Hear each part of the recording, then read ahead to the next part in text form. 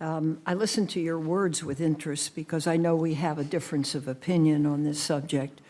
But Judge Kavanaugh's nomination hearing has been scheduled for September 4, and that's 19 days away. I want to say just a few words about why the documents from his time in the White House should be publicly available in time for that hearing. The long-standing practice of this committee and the Senate is to ensure as much transparency as possible and to ensure that the Senate and the American people have access to a nominee's full record. You mentioned Elena Kagan. Let me use her as an example. 99% of her White House record was provided to the committee and to the public prior to her hearing. Those documents were reviewed and produced to the committee by the National Archives and followed the requirements of the Presidential Records Act. That practice appears not to be followed here. Instead, under an agreement with Bill Burke, a lawyer representing former President Bush, as you pointed out, the committee has received roughly 174,000 pages from Judge Kavanaugh's tenure in the White House Council as of last evening. Apparently, at 11:20, another 60,000 pages arrived last evening. Now, this is just a small fraction, 19%, of the chairman's request for Judge Kavanaugh's White House Council documents. It's an even smaller fraction, about 2%, of his total White House record.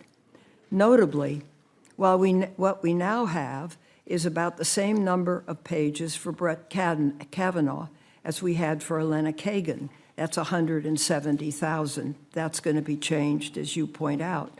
But right now, that number represents 99% of her record in the White House, but represents only 2% of Kavanaugh's White House record. My staff has been poring over these records, nearly completed its review. Some of the documents are useful in assessing Judge Kavanaugh's fitness for a lifetime appointment to the Supreme Court. But it further confirms the need to obtain the full record to adequately assess the nominee and have these documents publicly available for the hearing. I regret the decision to designate the vast majority of the relevant documents as committee confidential. The irony is there is no Senate or committee rule that defines what this means. But as of now, you have said that only committee members and staff currently have access to these documents. My question for you, Mr. Chairman, is can we use these documents to question Mr. Kavanaugh at the hearing? To make a confirmation decision on a nominee based on secret documents that are not available to the public or the full Senate is extremely troubling.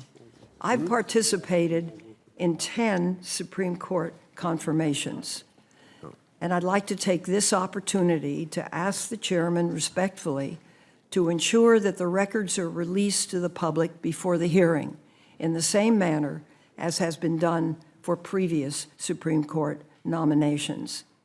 It may seem trivial to debate how many pages we can or can't review, or what's public or is not public, but withholding even a small number of documents from the Senate or public could prevent key facts from being known. This is particularly true because so much is at stake with this nomination. If confirmed, Brett Kavanaugh would be the deciding vote on cases involving individuals' rights to privacy, liberty, and autonomy in the most personal aspects of their lives. Those fundamental rights guarantee that parents, and not the state, can direct the upbringing and education of their children, that women can make their own reproductive health care choices, and that all can marry whom they love and carry out medical decision-making without the state. This nominee will also be the deciding vote in cases about whether federal agencies have the authority to curb climate change, protect consumers, safeguard workers' rights, And let's not forget that Judge Kavanaugh would be the deciding vote in cases about voting rights and affirmative action.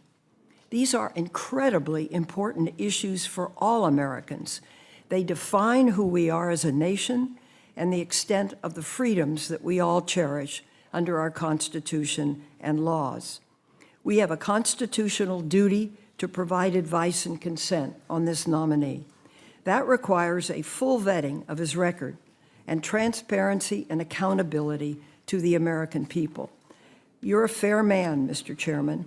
I know we've exchanged letters and they show some disagreement, but I am hopeful that you can work to find a way that key documents can be made available to the public before these hearings. We need to live up to the promise to provide an open, transparent, and fair process. The American people deserve no less.